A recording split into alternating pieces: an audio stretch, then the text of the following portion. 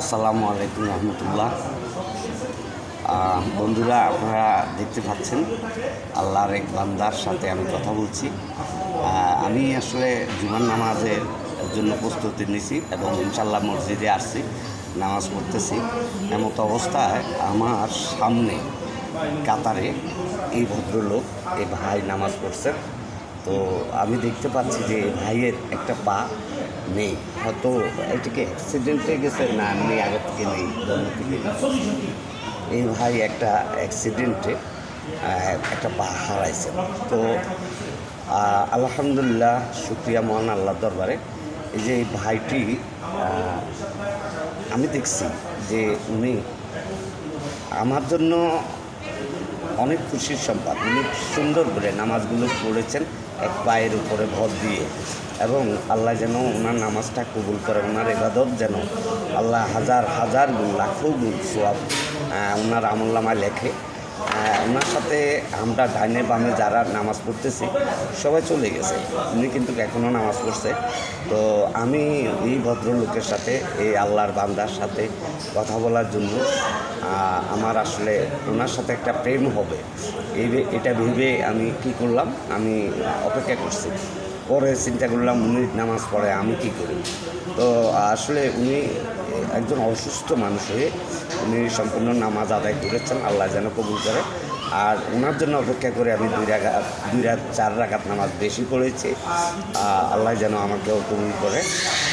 যারা আমার এই ভিডিওটা দেখবেন সবাইকে আমি বলছি, আমরা সুস্থ, আমরা শুকরিয়া মহান আল্লাহর দরবারে যে আমার এই ভাইটি একটা পা না থাকা সত্ত্বেও উনি আলহামদুলিল্লাহ নামাজ পড়েছেন সম্পূর্ণভাবে, আমি দেখতে পাচ্ছি এক পায়ের উপরে ভর দিয়ে। তো ওনার জন্য সবাই দোয়া করবেন, ওনার সুস্বাস্থ্য দীর্ঘ আয়ু মঙ্গল কামনা করছি। আপনি কিছু বলেন। আলহামদুলিল্লাহ, শুক্রিয়া এক পায়ে যারা শুক্রিয়া আদায় করবে, যারা নামাজ আদায় করবে তাদের শুক্রিয়া নামাজ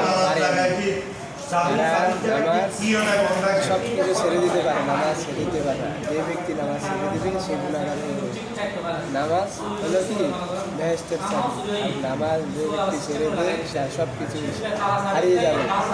এই জন্য যারা নামাজ ছেড়ে দিবে তারা সব কিছু হারিয়ে যাবে। নামাজকে আগলে ধরো, তোমার সব কিছু ফিরে পাবে। নামাজ হলো আল্লাহর বাণী, নামাজ পড়তে হবে, আল্লাহর হুকুম মানতে হবে। আর যারা আল্লাহর হুকুম মানল না তারা সীমা লঙ্ঘন করে হবে। এই যে নামাজ পড়তে হবে সহি আসতে দিবে, নামাজ পড়তে হবে দিনে ভাবের সাথে, নামাজ পড়তে হবে অন্তরের সাথে, ভাবের সাথে নামাজ আদায় করতে চাইলেই নামাজ। আলহামদুলিল্লাহ। ওয়ালাইকুম আসসালাম।